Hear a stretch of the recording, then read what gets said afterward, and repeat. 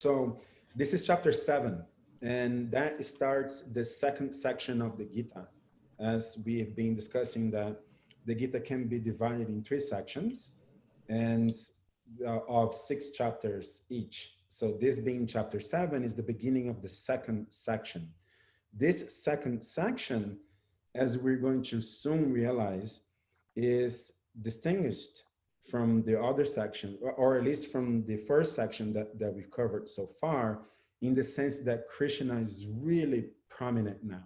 He's no longer in the background and just jumping on us every now and then.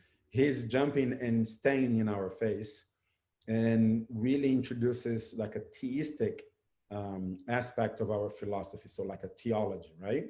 So that's definitely something very valuable to have in mind, because we, Tukaram Prabhu was also describing this in some previous lectures of his on chapter 7, that if we're going to divide things in categories, there should be a value. If we divide things, say, for example, in terms, the example he used, if we're going to divide groups of people in men and women, that division would not be good if we are saying, okay, women are going to get paid less and men are going to get paid more. So that division between men and women is not good. But if it is in terms of sports, for example, if we're talking about Olympic weightlifting, then there is a value for dividing in between men and women, because it would be unfair. We have, men has more testosterone. What can we do about that? It's just the nature of our biology. So you would actually be unfair to expect a woman to lift as much weight as a man. So then in that sense, dividing things in categories has value. So what therefore would be the value to divide the Bhagavad Gita in these 3 sections? So being able to identify what's happening, why did our previous teachers thought of the Gita in these 3 sections?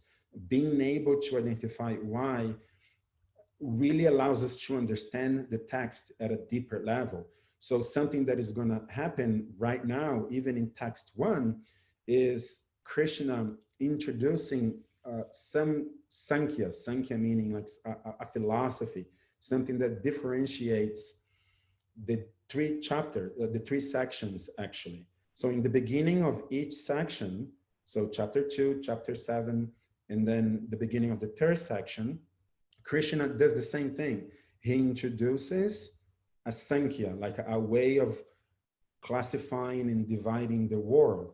And we can identify that and you say, aha, so Krishna is now himself moving in the helix, like we described what a helix is a circle, but that moves forward. So in that sense, Krishna is just going to expand on what he has previously said, but now with more details.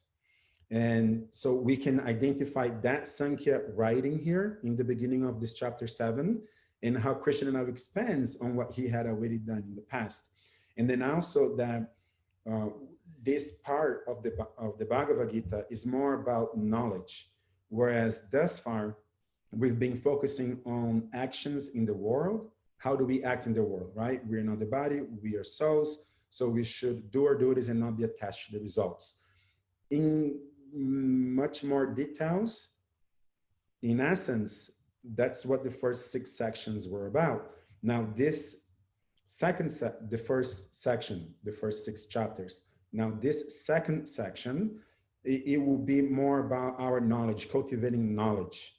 And yeah, I think I can't say much more without reading the texts themselves. Then, you know, the text themselves is going to illustrate all of this. Varangi, what else would you want to add as a context to this? That was great, Prabhu. I think one thing that Tukram Prabhu mentioned that I thought was helpful for me to understand where we were in the Gita, or where we are, is the fact that he said, you know, from chapter 1 through 6, Krishna is describing the self and the relationship it has with in the world, really. And then chapter 7 through 12, he's going to move into theism, more straightforward. making a shift from philosophy to theism, although philosophy obviously it's continuum throughout the whole text, but really, like you said, being more straightforward about that he is God and why, and then he gives more evidence in a helix manner, right? Where he's touching on the same topics that he has in the previous chunk, but now with more bells and whistles, like Tukram Prabhu says. And so that just got me thinking, and I know it's going to come up, but really the basis of any theology is these three parts: who God is, who the soul or the individual is, and the world, and the relationship between these 3 points.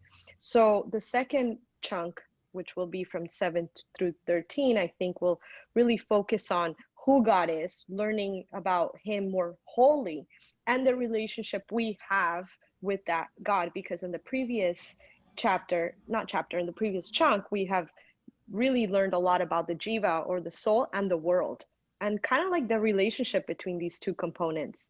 So now we're going to dive into this relationship of God, the supreme, and the soul, and what that interaction looks like, and then filling in the blanks of the world and God, which we got a little bit of that as well from the first chunk, I would say.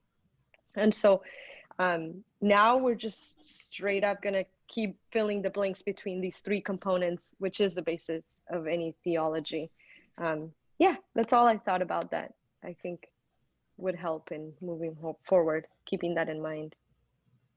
Yeah, that's great. I really like what you said about the first chunk of 6 chapters being about us in relationship to the world, but then now this second chunk of 6 chapters being about us in relationship to God. So yeah, I really like that way of looking at it. I also liked how Tukram mentioned in class that Krishna was kind of warming us up to theology because there's such deep topics. And I noticed that this is how Tukram Prabhu formats his classes. He teaches almost every day, and he usually starts with a story or starts with a metaphor and then kind of warms the audience up to get to the point that he really wants to make. So I like that the Gita is kind of set up similarly, where Krishna's kind of warming us up to the idea of theology and making subtle points here and there, and now he's going to dive in. So that's an excellent point, Kim. In fact, this chapter 7, the first 14 texts of chapter 7 has been my ultimate favor of all the Bhagavad Gita. And it is in large part because of what you just said. It is so deep. It contains so much in about 14 texts, which we're going to read them here. Krishna is covering just so much, so many schools of thought that have existed through thousands of years have been elaborating on these different subjects that Krishna is going to summarize in about 13 texts, which in itself, you must be God in order to be able to do that. And yeah, I'm so glad you brought that up, Kim, because definitely I can see this too, that up to now, it's like, okay, guys, I'm going to talk about you in the world. So, start paying attention. You can minimize the suffering. You can attain tranquility. But then now let's talk about something deeper, right? And then this starts. So yeah, it's great. And I love talking about this warming up, which is, yeah, I'm glad that Kim brought that up, is how we just came out of chapter 6, where Krishna really threw a curveball at everybody. It's like, what are you talking about? Like, this is so intense, right? Even Arjuna was so bewildered. And he's like, I don't know what you're talking about. I can't do that. I don't think I can. And then amazing questions came out of that, which all of us should have, which is, what if I don't make it? What if I start on it and I don't make it to the last, to liberation, or what the zenith of that practice is. And so we coming out of that chapter where it was so intense about how we can use our body for meditation, right, to get to that supreme goal. And at the end of this chapter, the 6th chapter, Krishna says, yeah, the best yogi is that one that concentrates their mind on me. And so now the 7th chapter is like, let me give you some of the things that you can meditate on. Mm-hmm. Right. And so it's like Krishna really, when I think about dancing, I love dancing. And one of the things I love about dancing is how to keep a rhythm. It doesn't matter how the music changes, but how you can allow your body to stay connected through those changes. And even with, you know, the other partner and what they're doing and how they're feeling the music, it's all such a different experience. But an expert dancer continues to stay on point and can dance to anything that gets thrown at them. And so I'm able to really see Krishna's steps. Like, it's just so amazing. He's changing gears and he's changing tunes, but he's still so on it. And like keeping that, like you said, only God could do this, right? Keeping just like so much sense on everything he's saying, and everything he's saying has a reason in where he's bringing that up. You know, Tukram Prabhu in class talked about the Muay Thai culture and how they don't start off the fight by like knockouts. The first few rounds is just them warming up and doing little things here and there, stretching, getting the feel for one another, and then later on they'll start going hard. And then, you know, linking that to Krishna, which he so expertly did, it was like, oh, that's such a wonderful way to teach as well. It's keeping in mind where the other person is.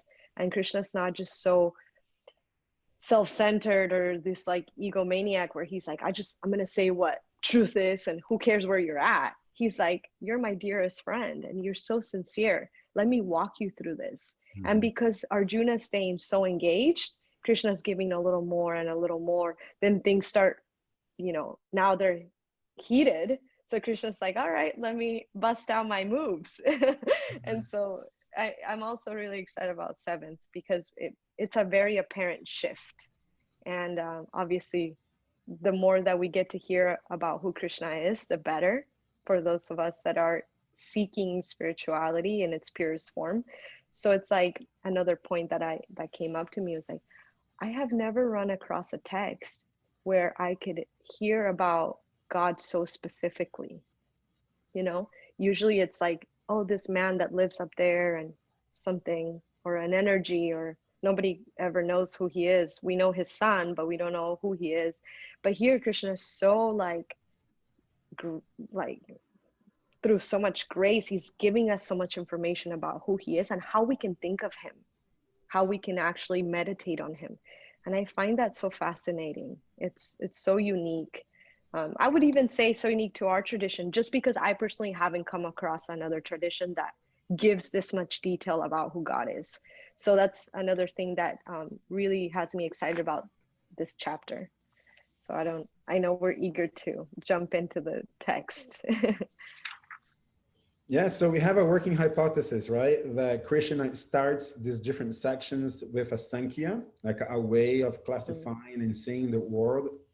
And that, I also like what you mentioned, Varangi, that chapter 7 here doesn't miss a step, right? Because the last verse of chapter 6 is Krishna is saying, then with your dhyana yoga-like mind, fully controlled, the highest object is me, right? The one that can think about me, then it's the highest one. But then now here, text 1 of chapter 7, the Supreme Personality of Godhead said, now hear, O son of Pirtha. So this is Arjuna. Now hear, O Arjuna, how by practicing yoga in full consciousness of me, with mind attached to me, you can know me in full, free from doubt.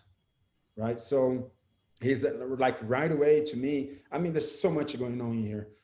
The idea that we are able to know God in full, like that is already such a refreshing way of looking at things, because other traditions that I have explored in the past almost considers you to be sinful if you dare to know God completely, or even try to follow in the footsteps of Jesus Christ. That's in itself is a sin, that you even think of yourself that way. But Krishna here is saying, no, you can actually know me in full, free from doubt, right? Like there won't be any doubts. There will be no dogma, and you can know me in full. Like I like this, every single text, but just how it starts so strong. Yeah, I And like the point that you made about you get criticized in certain traditions, religious traditions, about um, wanting certain things, being like God, but also having any sort of doubt. They really, certain sects push the blind faith aspect. So, yeah. So true. Um, so then text 2, I shall now declare unto you in full this knowledge, both phenomenal and numinous. This being known, nothing further shall remain for you to know. And like, again, like he's setting up the scene so nicely. He's like, okay, I'm going to tell you something. And if you know this something, there's nothing else for you to know. Like, this is like the ultimate knowledge, right? And he's saying both phenomenal and numinous. So what does that mean? So uh, from the actual Sanskrit, the phenomenal, it's gyan, so it's knowledge. And the numinous is vigyan, which is, let's say, realized knowledge. I'm going to use like an example of basketball here. So we have, there are many different basketball coaches, right? So there are some basketball coaches who are great coaches, who know the game of basketball so nicely in theory, and they're able to teach others, but them themselves never actually play the game.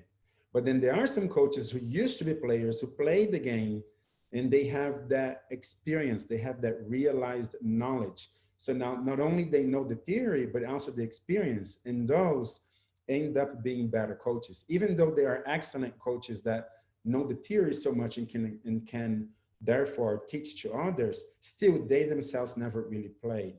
So the prefix vi in Sanskrit, vi, denotes that the realized knowledge. You know this knowledge not just in theory, but you know in practice yourself, you've done it. So what Krishna actually says in Sanskrit is that I'm going to give you gyan and vigyan, so knowledge and realized knowledge. And Prabhupada translates to phenomenal and numinous. And phenomenal means knowledge of matter, the material world, things that are here that we can see with our eyes and observe it with our senses. And numinous, it really points to that which is spiritual. So better, it is, you have knowledge not only of what's material, which is good, is knowledge, but then even a better knowledge or more realized knowledge would be that knowledge of those things that are spiritual. And that's what we mean here by numinous. So again, I'll read the text entirely again. I shall now declare unto you in full this knowledge, both phenomenal and numinous. This being known, nothing further shall remain for you to know. Varangi, you have any thoughts on these? I don't want to ruin it, but I think I'm just going to ruin it. For those of you that are just listening and don't know what's coming, I am going to ruin it. But I thought of this during class on Friday with Tukram Prabhu, and it was a nice, I would say, thought in order to move forward through this chapter, which was Krishna's about to disclose information about himself. So the first two texts that you've taken us through so far, Sosa Prabhu, he's talking about, you know, I'm going to tell you something that once you know this, there's nothing else for you to know. Like this is the complete of the complete. And that includes phenomenal and numinous, which is what you just explained. And really what he's saying is, when you know me and when you know me, there's nothing else for you to do. There's nothing else for you to know. There's nothing else for you to strive towards. And I think at this point, although in the first text he said, you know, let me tell you that by practicing yoga and full consciousness of me, you can know me in full. I don't think it was so directly stated by Krishna that what he meant by that is, let me just tell you a bit more about myself, because once you know me, there's nothing else for you to do. So this second text really drew that point home for me. It's like, I'm going to tell you about this full knowledge. And so in my head, it's like full knowledge equals Krishna, right? And he's explaining what knowledge means. Everything material, everything spiritual. And after knowing this, there's nothing else. There's no other type of knowledge that you need to focus on or that you need to strive for. Actually, when you know me, then you know everything else that you may find in this world and in the next. And so I thought that was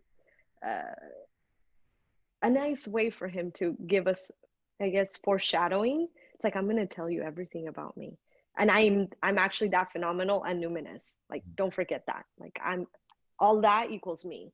So I thought that was something cool that kind of came to me when these two first texts were brought up, especially after the 6th chapter. I think that 6th chapter really helped me because it was so radical that after he jumped into the 7th, it was like, oh my gosh, okay, this is Krishna talking about himself. Like, I really want to perk up and like remember this. Like, this is God talking about who he is in like really practical terms. That's all I wanted to add. Kim, you have any thoughts so far? No, I just like the sentiment behind these two texts about this is it. It doesn't get any more, it doesn't get any better. And I like the fact that he opened with it. Mm-hmm. So it's kind of like, hey, this is important stuff, so pay attention. Mm-hmm. And then you get in the right frame of mind. Well, along those lines, text 3 says, out of many thousands among men, one may endeavor for perfection. And of those who have achieved perfection, hardly one knows me in truth. So again, there are a few ways of reading this, right? It's like, well, it's so difficult. So many people are trying and they're not perfect. And those that are perfect, even they don't know. So how can I know? So we can read that text from that more pessimistic perspective. But I have a much more optimistic, which I think is much more valuable way of reading this text, which is like, look, this is extremely hard to know because you're going to know everything there is to know, phenomenal and numinous. You're going to know meaningful. After that, there's nothing else for you to know. And everybody that, some people don't even try, those that try become perfect, they can even know. And I'm going to tell you all right now, right? So like, it is so difficult. So many perfected beings don't even know. And because of Arjuna's qualification of being Krishna's devotee and friend, Krishna, with his power, is just going to give this knowledge to Arjuna and therefore to us all who are following in Arjuna's footsteps of taking the trouble to be sincere and become Krishna's friend. Krishna is just giving it to us, right? Something that is so rare and so precious. So that's how I prefer to read this text. Okay, so again, testing our hypothesis that every chunk starts with a new Sankhya. Sankhya, again, meaning a way of seeing, dividing and categorizing the world, right? All right, text 4, earth, water, fire, air, ether, mind, intelligence, and false ego. Altogether, these 8 constitute my separate material energies. There it is. In the beginning of chapter 2, Krishna is saying, hey, there is body, which is material, and then there is spirit, which is spiritual. And Krishna contrasted the difference between the two in that more simplistic way, body and soul. Now he's further dividing it, like in the helix-like fashion. He's going a step further, not just matter, but further dividing matter into earth, water, fire, air, ether, mind, intelligence, and false ego. So now matter isn't just matter, but are all these different elements. And he even actually states here, altogether, this 8 constitutes my separate material energy, right? So then again, there's that Sankhya, that way of seeing the world into matter and spirit. And Krishna is doing that here again, which indicates to us that he himself is now warmed up, thinking that Arjuna is warmed up, kicking things up a notch, starting in the same fashion that he did in the past, which is by establishing a Sankhya, and then elaborating on it further. but not merely repeating himself, but advancing that thought forward. So what do you guys think about that text? Yeah, I think it's amazing that Krishna took everything in this world and succinctly laid it out in, what is it, 8 categories? And it's mind-boggling when you think about, okay, these 8 constitute my separated material energies. How everything is in Krishna, a little bit part of Krishna. Something else that jumped at me is that in the Western world, among prominent philosophers even, there is this idea of mind being not matter, it's beyond matter. So the Descartes, French philosopher, is really known for this, where his dualism philosophy is that it expands on that there is matter, kind of like what Krishna is doing, that there's matter and there's spirit. And the world of mind was not matter in that philosophy, which then again became very prominent in the entire Western world. So there is a way in which we see mind, by we I mean Western people, as being non-material. But very interesting here, what Krishna is doing is that he's adding not only mind, but further dividing this more subtle world into mind, intelligence, and false ego. So there's 3, not only 1, but 3. And he's getting all 3 of them, mind, intelligence, and false ego, and putting them in the material category. So I thought that was quite interesting, because we in Eastern theology, mind, intelligence, and false ego are also matter, but they are subtle matter, right? Varun, do you have any thoughts on that? You nailed it. Thank you for that. I thought that was the main thing that really struck me as well, was how Krishna implements or includes the mind and the intelligence and the false ego, right, as part of that material bag. And I love how he says, you know, that's also a part of me. That's my separated energy. I'm still a little stuck on 3. I thought that was a really heavy verse. And it really triggered a thought that I'd like to share. You know, you mentioned how this truth, this path is so difficult, you know, and so few people make it. And out of those very few people, hardly one knows Krishna completely in truth. And I was thinking that we could really see Krishna's nature of being so kind and giving, that's even a possibility. Like, and you mentioned this earlier, that we could even get to that stage of knowing God. Like, that being a possibility is enough for a sincere person to start on this path, right? That's one of the things. And the second thing was that it really shows that when you want something that actually matters, it's not cheap. It may be simple. You know, this is a simple process. You just train yourself.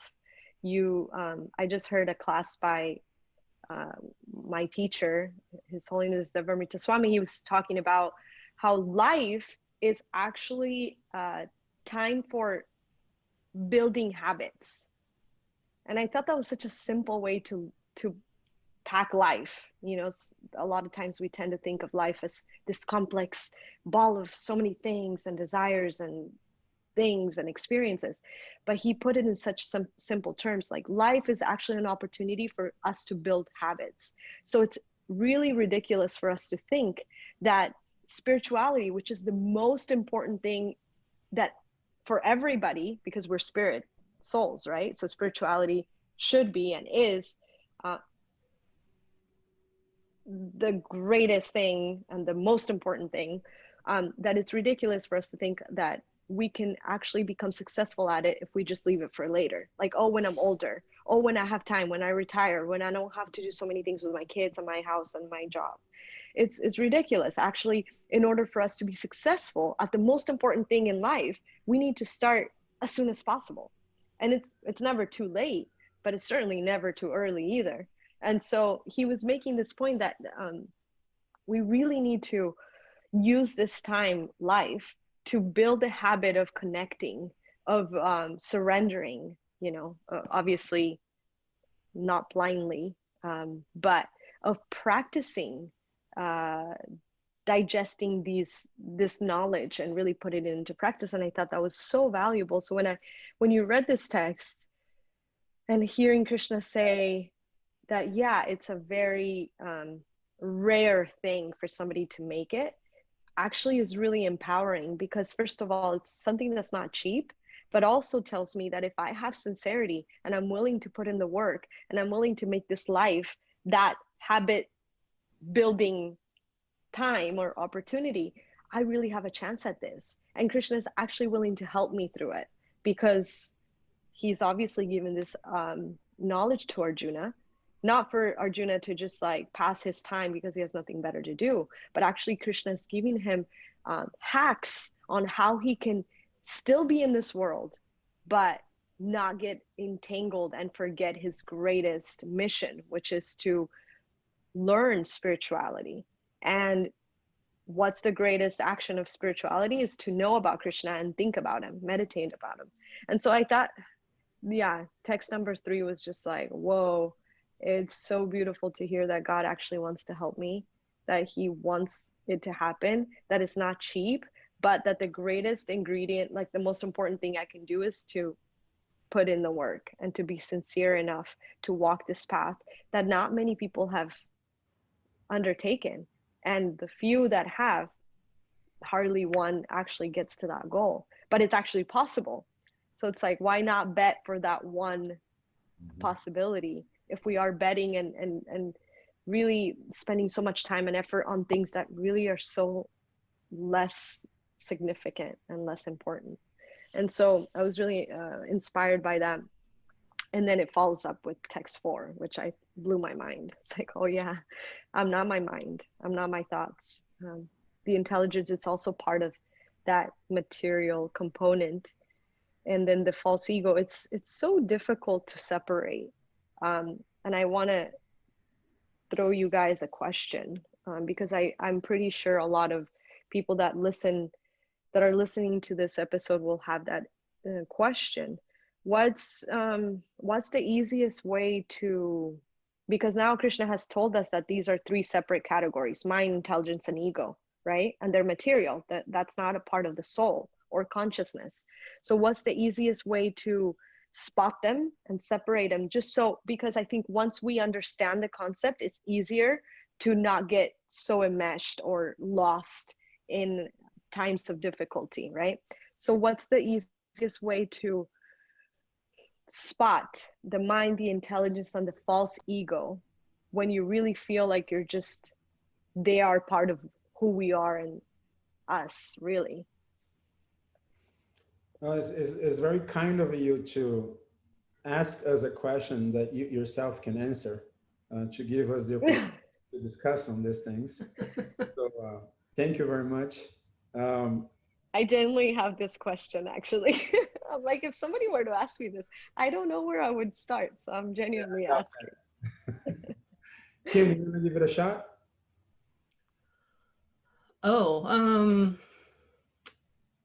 The only thing that comes to mind for me is ultimately what things take you closer to divinity, the curiosity, where your focus is, and then what things take you farther away from Krishna.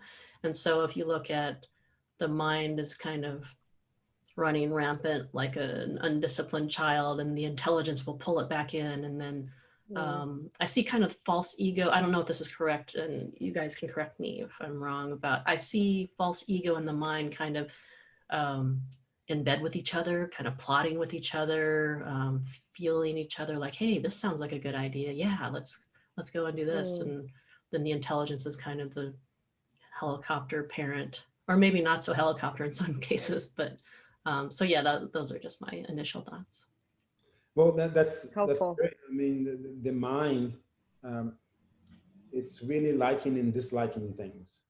Like I like more of these things that in the past made me feel good, and I really don't like these things which in the past made me feel bad. So then the mind's only job is really to like and dislike things. The intelligence comes in when it is time to strategize around getting the things that the mind likes and preventing the things that the mind dislikes. So the intelligence then would allow you to strategize around how to go about getting these good things and pushing away these bad things. That's the function of the intelligence, actually coming up with a plan to get that which the mind likes, actually coming up with a plan to prevent that which the mind does not like. Now, the false ego is the subtlest of them all, is the most subtle, because the moment you say, I like this, who likes it? Well, like Varangi just expertly mentioned, I'm not the mind. But like I just offered, who likes and dislikes things is the mind. I'm liking and disliking. But if I am not my mind, then who is actually liking it and disliking it? So it's really tricky. It's a little bit thick to think about these things, but if you sit with it for a while, you can see it. That is the function of the false ego, to make you fully believe that you are actually your mind, that you are actually, that you are the intelligence, that you are the mind, that you are this body, that you are male, that you are female, that really allows this illusion of material existence to be real. Like you really buy into all of this. In fact, the opposite of what we're trying to do with spiritual life. We're trying to let go of this false identity that I am black, male, tall, father, husband, etc. All of this is, I have to really believe it, right? I have to really get into it in order to live out this illusion. And that is the function of the false ego, to make So it would be fair to say that false ego is kind of like a layer of ignorance that's covering the soul. Yes. Okay. Well, thank you so much. Both of your answers were really helpful. Also, because I just realized that this verse, the way that Krishna states each of these components, it's actually going from gross to subtle, which is something I hadn't spotted before. So it starts out with earth, but it ends up being with that false ego, that last layer of ignorance that keeps the soul from realizing who he or she is. The soul doesn't have a gender, actually. Well, we do, we're individuals, but anyway, beyond this body. Okay, great. I mean, there's so much. That was a great, complete. What was that, Varangi? Sorry. That was a very complete answer. I feel really satisfied, and it's very clear. I was actually genuinely a little bit, like, it was interesting that Krishna brought this up, and like, I get it because I've been around for a decade. So it's like, yeah, I'm not my mind and stuff, but like, I couldn't figure out how it fit in. And so like your explanation, both of you actually was really helpful, because now there's an order. There's a reason why Krishna said all those things in that order. Now it makes sense. To me, at least. I hadn't spotted that before, so thank you.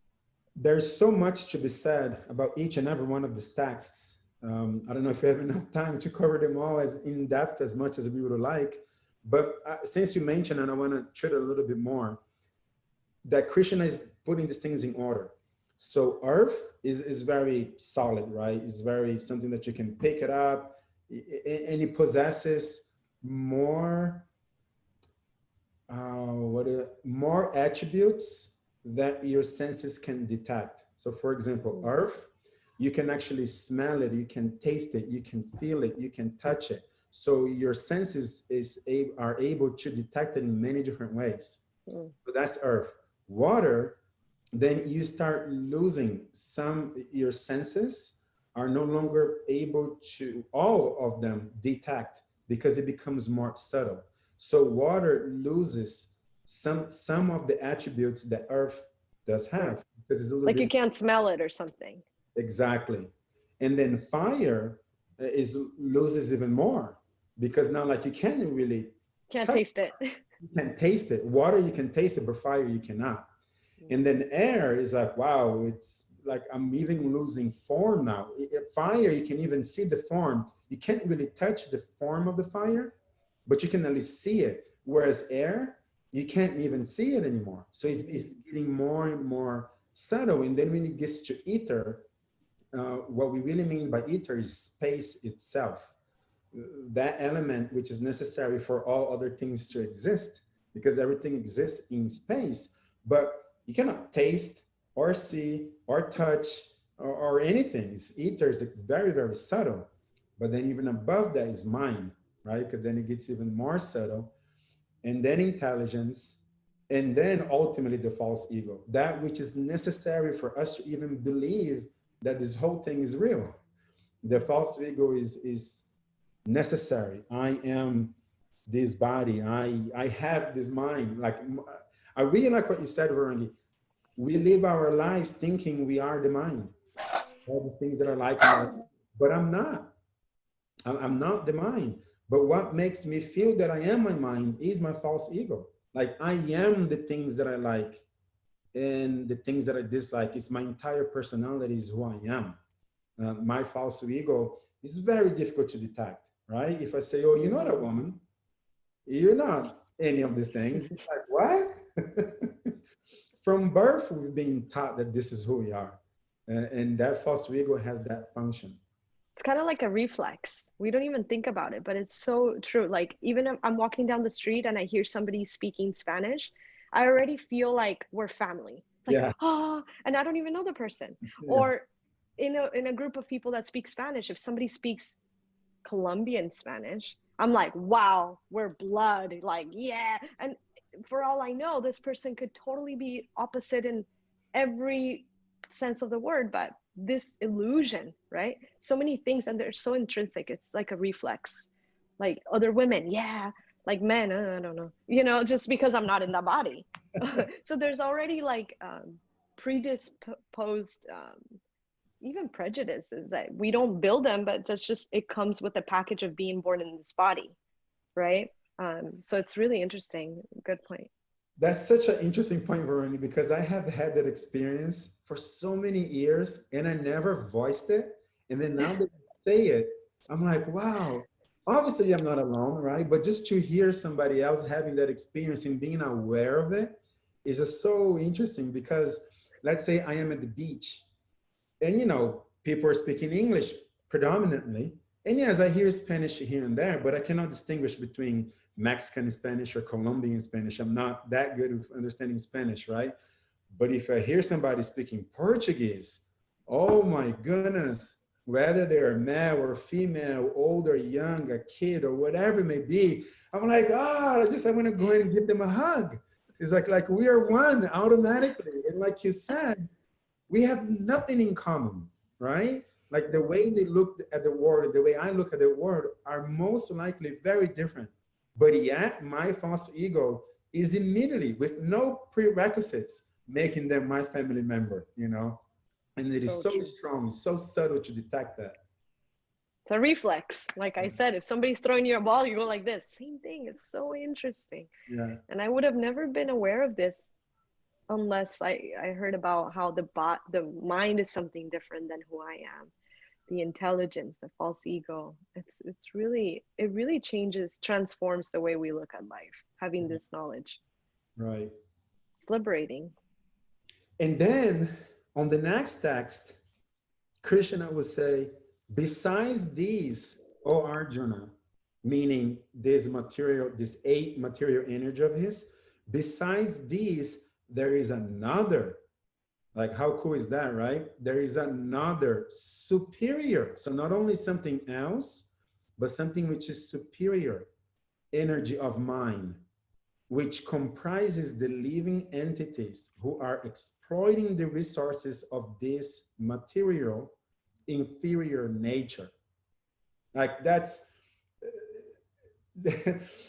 I'm going to say so much, I don't even know where to start, right? So again, that Sankhya, where there is spirit and there is matter, and we are further dividing it now, where we're saying, okay, material are all these 8 things, but then there's another which is higher and superior, which is who we are, the soul, right? The living entities. But now even more information than before, who are exploiting the resources of this material inferior nature. So now there's even a more insight into what it is that we are doing here. We are exploiting this material energy, and this material energy is inferior. So Krishna is giving again that Sankhya philosophy to us by distinguishing the 2 category of things, spirit and matter, but with more details. And they're now pointing that there is another, something else. And that's really theistic view, right? Where the world isn't it. Things, they don't end here.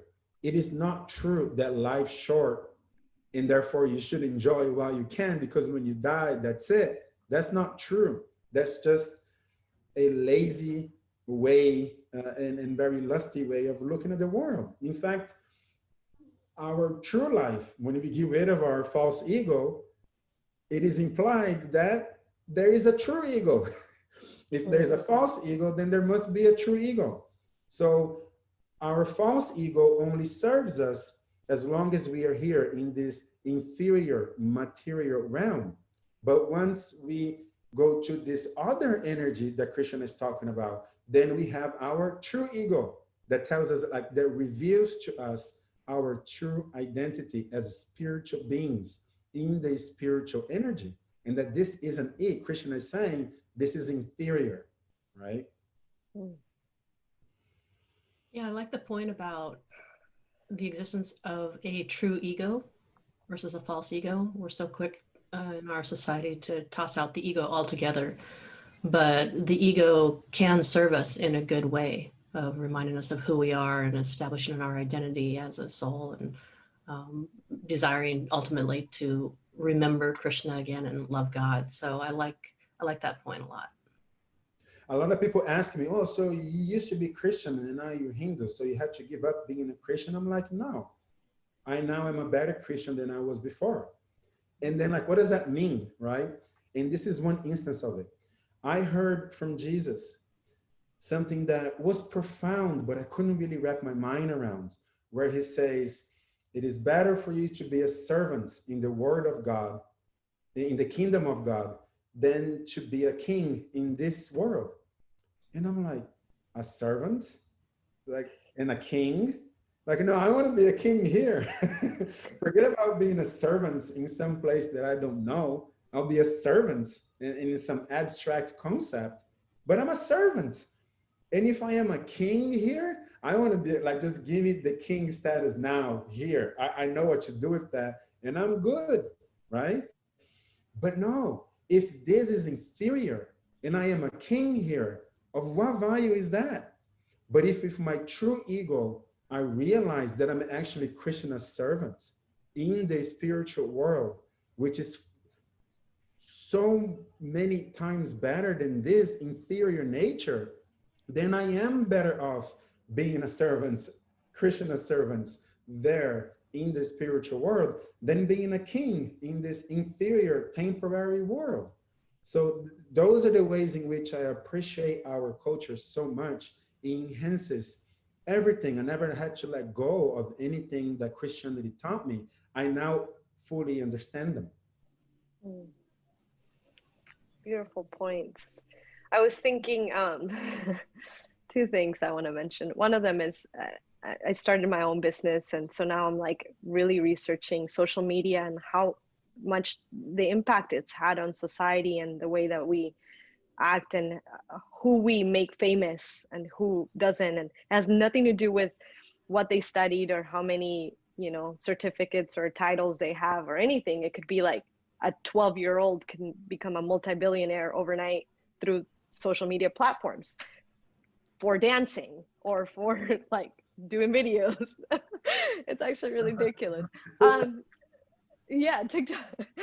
So I'm thinking about this, and what you said reminded me about, you can really try to be famous on your own, right? And like maybe do a video that will go viral and will give you the status that you want and the fame that you want. Or you can work with already an influencer who has it all figured out, who's making millions of dollars, who has a bunch of followers, blah, blah, blah. And you can be a part of their team. Servant. We're serving somebody all the time. It's hard to admit it, but we're serving either our family, our society, our own minds. We're really servants of somebody or something at some point, at all times. So you would actually benefit more by working with somebody that's already got that status, that has it all that, because you get to travel the world, you get to make money, you get to really partake in ride that wave with them, as opposed to you starting from scratch on your own little you with like 100 followers trying to make it big. Who knows if you're even going to make it, And so I just thought of that. It was it actually that's really what's at stake. We either try to do it on our own, having no experience at it, not really knowing if we're going to make it, or really just in that mood of service, like trying to be a part of a mission that obviously is linked to something greater than you. Obviously, it doesn't compare. Like influencers and TikTok and all that does not compare to spirituality, but it is such a big part of our world right now in society that it just came up to me. It came to my mind. And I thought, yeah, I actually would choose that. It's like, yeah, sign me up. I'll sweep your room if you take me with you on your trips, and I get to, experience that. It's better than you having to do it all from scratch. So that was one thought. I appreciated you bringing that up. The other thing is how much Krishna is starting to fill up that puzzle. With every text, he's putting in a new piece. And as if it wasn't enough, the last text was like so complete. It's like, okay, I'm good. But then no, Krishna just keeps putting another main piece of the puzzle. And he's just talking about another energy and how it really ties into the bigger picture, which is everything is a part of him and how everything is connected to God. And so that this is the big picture we're filling in, or Krishna really is filling in one puzzle piece at a time.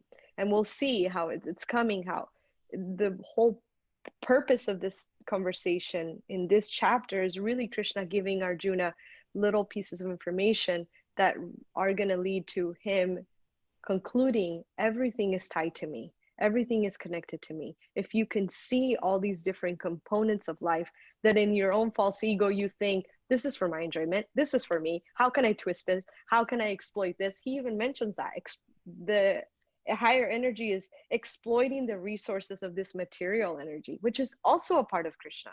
When we put it in that perspective, we're really exploiting Krishna when we're not becoming voluntary servants in that, not mission, but in that lifestyle. So we're either serving somebody else or we're serving Krishna. If we're not on team spiritualist team, then we're really exploiting something that can actually help us ride the wave of happiness, tranquility, success, like to actually make it in this world. And so yeah, I'm appreciating how Krishna's putting one little puzzle piece at a time, and we're getting to see more of, oh, this is actually gonna end up in you being the big picture and how everything rests and comes from you. And for a yogi, it's like music to the ears. It's like, wow, you're really giving me important information, like a map on how I can use these things that I thought were material.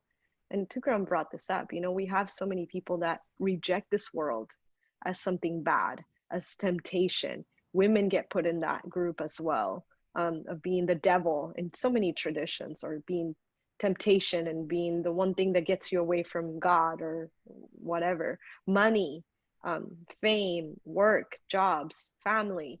But we're really seeing here how everything is connected to Krishna. And we'll see how Krishna is allowing us the opportunity to see how we can use those gifts that we have been given, these bodies, the minds, the intelligence, to connect what we do to that string that keeps everything together, which is Krishna. And yeah, I'm feeling really inspired by the way that he's teaching this, and he's revealing more about himself. Keep going. All right, so Kim, can you read the next text?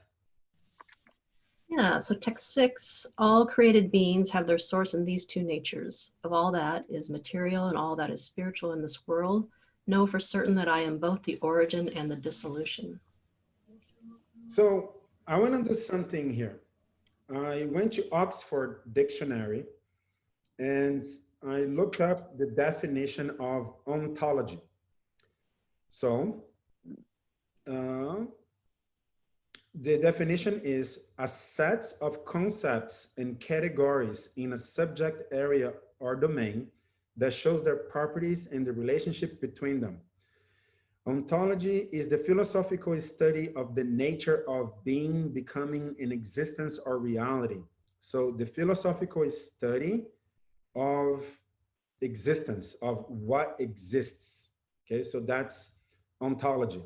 Now, ontology is a school of thought that for thousands and thousands of years, very serious people have dedicated a lot of effort and time studying ontology.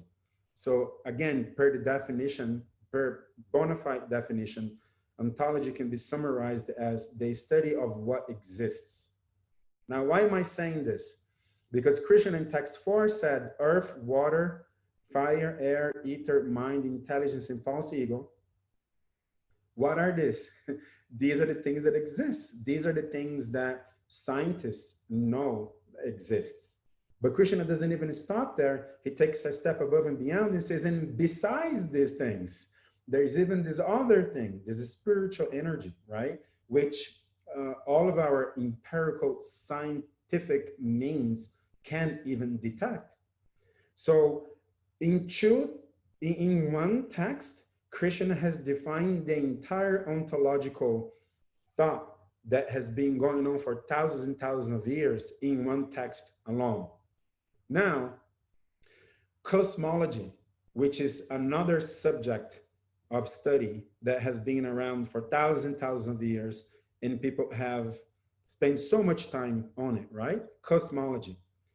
The definition is the science of the origin and development of the universe. Modern astronomy is dominated by the Big Bang theory, which brings together observational astronomy and particle physics. So again, the origin and developments of the universe, the origin, where do things come from? So that is cosmology, right? And what does Krishna says in text 6? Of all created beings, all created beings have their source in these two natures. Of all that is material and all that is spiritual, know for certain that I am both the origin and the dissolution. So in one other text, Krishna has completely described the actual cosmology of the entire universe. He is the origin, the beginning, and the dissolution, the end of it all. So in two texts, Krishna has completely described ontology and cosmology. Like, this is why I'm saying this chapter 7 and this text, they're so deep, there's so much that is being said by Krishna here, and we can read it from so many different ways. I thought this was an interesting way to what is the word? To appreciate, that's the word, to appreciate so much that is being said in so little. All right. So since I started on this thing of cosmology and ontology and so on, I want to jump ahead to text 12. So in class, we cover up to 13. So if you guys don't mind, I'm going to go ahead to 12, and then we can go back and discuss any other text that you guys like. Text 12 says, know that all states of being, be they of goodness, passion, or ignorance. So these are the three modes of nature which we've covered in the past. So know that all states of being, be they of goodness, passion, or ignorance, are manifested by my energy. I am in one sense everything, but I am independent. I am not under the modes of material nature, for they, on the contrary, are within me. All right. So I took a look at the definition of two other concepts. One is pantheism, and the other one is panentheism. These are theological concepts that have been, again, being studied by theologians for thousands and thousands of years. The definition of pantheism is a doctrine which identifies God within the universe or regards the universe as a manifestation of God. So the God is the universe. In another example, you could think of, you get the entire universe and you put it in a giant blender and you blend it all up. The results of that is God. Like the total sum of everything of the entire universe, you compress it all together and put it all together, that is God. So that's pantheism. Would pantheists then worship, say, a tree or a mountain? Yeah. Because that is God. Like God is a mountain. God is the tree. It's just that it's currently divided in all this different material energy. But if you put it all together, the sum of it all is God. So therefore, there is no real difference between anything that you see in the world. They're all as divine as anything else, because that's a pantheism, right? That's the worldview of pantheism. Everything is God. The total sum of everything is God. All right, so that's pantheism. Now, another huge topic, again, the theologians have been debating for thousands and thousands of years, is panentheism. So it sounds like pantheism, but there is an en in between there, panentheism. The definition is the belief or doctrine that God is greater than the universe and includes and interpenetrates it, right? So contrary to pantheism, which says God is this, all of this together is God, contrary to that, panentheism says that, well, God is greater than the total sum of everything that we can see in the universe. Everything we can see in the universe is God's energy, but God is also above and beyond that. God is independent from these things. So let's say if we could set it all on fire, we could set God on fire. Like, no, you can set the entire universe on fire and God is still beyond the universe, safe, away from the fire, right? So that's panentheism. All right. Why So it's the idea of God being immanent in the world, but also transcendent beyond the world. That's panentheism. Perfectly said. Yes. So why am I talking about pantheism and panentheism, right? Let's read text 12 once again. Know that all states of being, be they of goodness, passion, or ignorance, are manifested by my energy. Then Krishna says, I am in one sense everything. That's pantheism. Krishna is saying in one sense, right? Not in all senses, but in one sense, I am everything. That's the idea of pantheism. But I am independent. And then he starts, I am not under the modes of material nature, for they, on the contrary, are within me. And that is panentheism, right? So two things where Krishna says, in one sense, I'm everything, but in another sense, I am independent. I am not just the totality sum of the universe. I am that also, but I'm independent from that. I am not under the modes. the modes is essentially everything in the entire universe, the three modes. Krishna says, I am not under the modes, but they, on the contrary, are within me. So Krishna is above and beyond the modes. So in one text, Krishna has managed to define pantheism and panentheism, which again is a subject which has been discussed and argued. Fights have been come over it, right? For thousands and thousands of years, people that are serious, people that will write books and have followers, like pantheistic followers, panentheistic followers, like Republicans and Democrats. For thousands and thousands of years, these things has been going on. And in one text, Krishna has defined it all. And again, like Varangi was pointing out earlier, it's all him. It's all his energy, right? He is the beginning and the end. He is all that exists, ontologically speaking. He is that from which everything came from, cosmologically speaking.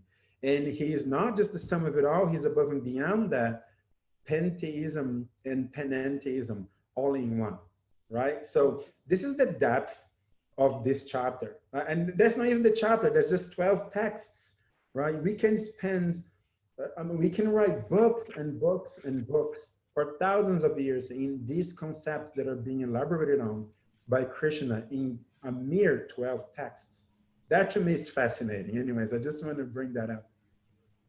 Yeah, I really appreciate you calling out those definitions and giving good examples of what that looks like. And I just think it's really hit me in these verses how, excuse me, how, Varangi, what you were saying earlier, everything is related to Krishna, and how important that is in order to find some sort of relationship with Krishna. If we compare it to Christianity once again, where everything in the world is evil and you're born as a sinner, and you know, I was taught when I was growing up that once you're born as a baby, within the first 30 seconds you sin. And so everything in this world is just so icky. How do you then navigate yourself back to God, back to a relationship with God, I mean? And even the idea of hell, like Tukram probably mentioned in class, of if hell is completely divorced from God and God has nothing to do with it, God doesn't exist in hell in any way, shape, or form, how would God maintain it? How would God have any connection to, oh, this person goes to hell, this person doesn't? Just logically, philosophically, it doesn't make any sense. Not to mention implying, or not implying, but exposing God as a dystopian deity. And so this idea that everything is related to Krishna, I think is just so important, because then we can find that equanimity in everything. We can find that, yes, the serial murderers and the child rapists, their soul is pure and they've gone through these lifetimes of ignorance, but yet there's a potential for everyone to come back to Krishna. There's a potential to be in this world and experience really troubling and challenging things, quote unquote suffering, but yet it's all related to Krishna in some way. If you can find that path back to Krishna, knowing that he is in everything, I just feel it creates a lot of hope and direction and peace of mind for me, knowing that, oh, there is a higher being that's actually controlling it all, so to speak, to some degree. So I just think it's a really important point about everything being related to Krishna. What a nice point. Thank you, Kim. And I was thinking I think it's a beautiful segue for if you could take us through text 7 up until 13, just so we can read the rest of it, because that's really where Krishna is giving us hints about how we can think of him in this world and how present he is, like that immanent aspect of divinity, which today Prabhu just explained. And yeah, it would be nice to hear. Would you like to read the text Sure. through? So text 7, O conqueror of wealth, there is no truth superior to me. Everything rests upon me as pearls are strung on a thread. I am the taste of water, the light of the sun and the moon, the syllable Om in the Vedic mantras. I am the sound in ether and ability in man. And text 9. I am the original fragrance of the earth, and I am the heat and fire. I am the life of all that lives, and I am the penances of all ascetics. Know that I am the original seed of all existences, the intelligence of the intelligent, and the prowess of all powerful men. Text 11. I am the strength of the strong, devoid of passion and desire. I am sex life, which is not contrary to religious principles. Know that all states of being, be they of goodness, passion, or ignorance, are manifested by my energy. I am in one sense everything, but I am independent. I am not under the modes of material nature, for they, on the contrary, are within me. And that's text 12. And Do you want me to 13, read I text think 13? that was the last one, Oh, yeah. And then text 13, deluded by the three modes, goodness, passion, and ignorance, the whole world does not know me, who am above the modes and inexhaustible.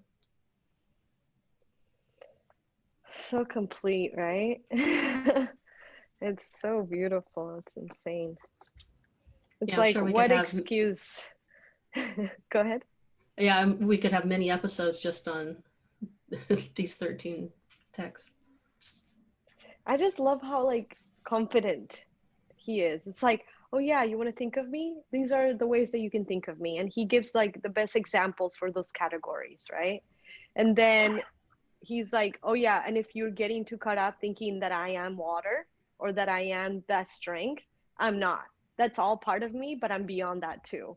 And I also love the fact that he doesn't shy away from also including ignorance as part of his energy. It's not just good, which really ties into what you both have said, actually, that, you know, it doesn't divorce God from being a part of this world, or in the example, hell, you know, it's goodness, passion, and ignorance are components, are ways in which we can categorize this world, this material world, but it's still reminding us that it is coming from Krishna and he is involved to some extent. And actually, in a way, it's like refreshing that everything that we want, either to exploit it or to connect us to God, we find it in Krishna. We don't have to go anywhere else. It's like some theories or theologies or, you know, paths, they're like only good stuff. But it's like, what if we have, you know, even curiosity to learn about other stuff that may not be good, or it's like bad or whatever. It's like, then I have to go somewhere else to find that or to study that. But if we find here how this tradition is so complete. It's like, oh, you want to know about the stuff that's not very good too? Okay, that's also linked to Krishna.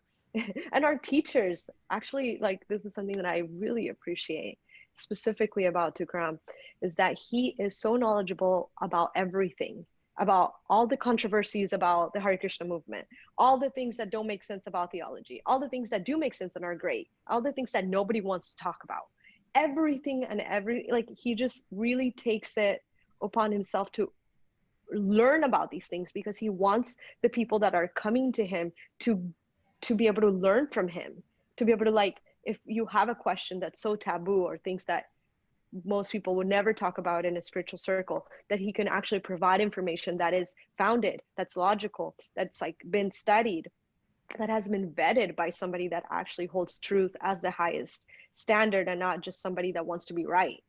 And I find that so refreshing, especially coming from a spiritual leader or like a teacher or mentor, that it's like, I know that if there's anything that I need to find out about, or I want to, or I'm curious about, that I can ask somebody that way, that knows just as much about spirituality as he knows about materialism or things that are of this world. And that it doesn't necessarily mean that it's divorced from God. But that can just give us information, you know?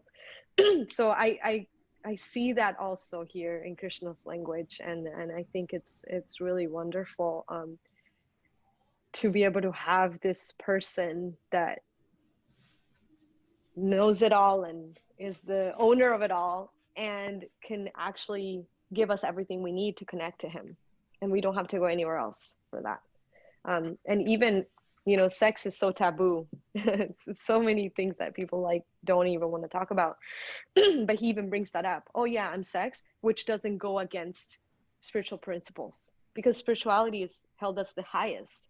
So even sex life, which doesn't ruin your path towards spirituality, I'm also that. It's an example. So it's not like, oh, I'm not sex. I'm not at all. Like, you shouldn't be doing that. It's bad. It's like, no, this is part of it. It's part of life and the world. And yeah, I'm that which is according to, you know, spiritual principles. And so anyway, I'm feeling really like, yeah, this is the kind of person I would like to follow. This is the kind of person I want to hear from and learn from. Somebody that isn't afraid or isn't using fear as a way to control people. And it's like, if you don't do this, then you go to hell. It's like, no, this is just what it is. And I'm actually in all of it if you want to see me in it. And if you don't want to see me, then there is enough to dilute you and to distract you from me. So you don't have to think of me if you don't want to. I'm still holding everything together like pearls on a string, which he also brings up in that beautiful line of poetic verses. This was great. Thank you both so much. Yeah, thank you, Varangi. All right, well, we are at the end of our time. Thank you, everyone. Thank you to the listener for tuning in. And if you have any questions or want to engage or have any doubts, please contact us and reach out and engage with us. And we look forward to talking with you again next week. Thank you, guys. Haribol. Haribol.